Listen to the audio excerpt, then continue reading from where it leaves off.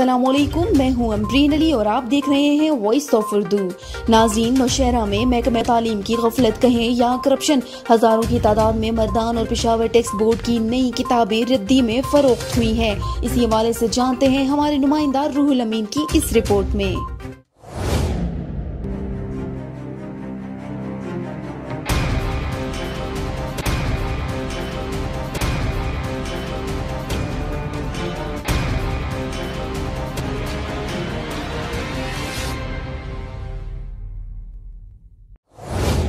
नौशहरा की तहसील पब्बी में रद्दी के गोदाम में टेक्स्ट बोर्ड की सरकारी किताबें तलबा की बजाय रद्दी में खुलेआम फरोख्त हो रही हैं, जो लम्हा फिक्रिया है। किताबों में जमात अव्वल से लेकर 12वीं जमात तक की किताबें पड़ी हैं, जबकि किताबों में हदीस और अल्लाह का नाम होने के बावजूद ज़मीन पर बिखरी पड़ी हैं।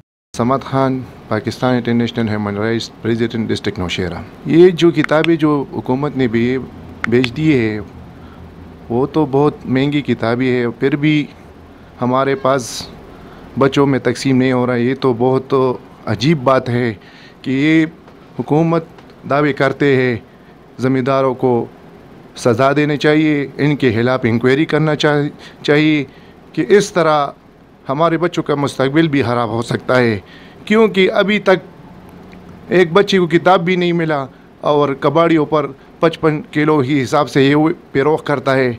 इनके खिलाफ़ इंक्वायरी होना चाहिए। और मैं आपसे ये कहना चाहता हूँ कि ये इंतहाई गलत काम किए। ये जो टीचर्स होते किताबों को बेच देते या कबाड़ी पर बेच देते या वैसे ही आम लोगों में तकसीम कर रहे, ये बहुत गलत काम कर रहे। पहले तो हुकूमत से हम ये रिक्वेस्ट करते कि आप ऐसा करें कि इनके खिलाफ़ इंक्वायरी करें, पूरी इन्वेस्टिगेशन करें। दूसरी जानिब महकमा तालीम इस सारे किस्से से लाइल्मी का इजहार कर रहा है, जबकि इस हवाले से शहरियों ने आला हुकाम से नोटिस लेने का मुतालबा किया है।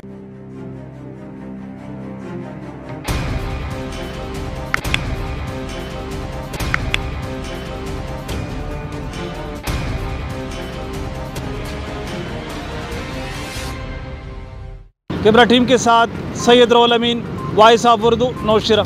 मजीद खबरों के लिए विजिट करें हमारी वेबसाइट www.voiceofurdunews.nl या फेसबुक पेज पर क्लिक करें। इसके अलावा आप हमारा यूट्यूब चैनल भी सब्सक्राइब करके मजीद वीडियोस देख सकते हैं। देखते रहिए वॉइस ऑफ उर्दू।